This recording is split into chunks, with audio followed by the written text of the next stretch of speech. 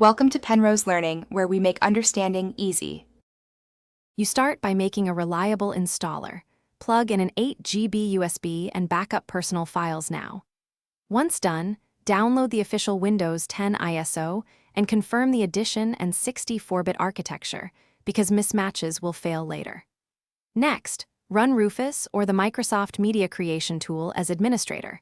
This writes a bootable partition table and copies files correctly. Make sure the USB is formatted to FAT32 or NTFS as required, and note the drive letter so you don't overwrite the wrong disk. You now make the USB bootable, open Rufus, pick the ISO, and set the partition scheme to GPT for UEFI or MBR for legacy BIOS, match the target PC firmware. Once selected, choose FAT32 if you need UEFI boot or NTFS when the install.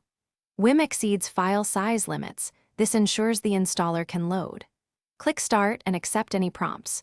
Rufus will format and copy files. After it reports ready, safely eject the drive and prepare to change boot order on the target machine. You boot the target PC from the USB. Press F12, ESC, Del, or the OEM key to open the boot menu, then pick the USB device. Once the installer loads, choose Custom Install to format the system partition and install Windows cleanly. Make sure other drives are not selected to avoid data loss. After install, reconnect peripherals and update drivers. If the PC won't boot from USB, check that BIOS/UEFI mode matches your media, switch USB ports, and recreate the install media if necessary. Thanks for watching. If this was helpful, leave a like and consider subscribing. See you next time.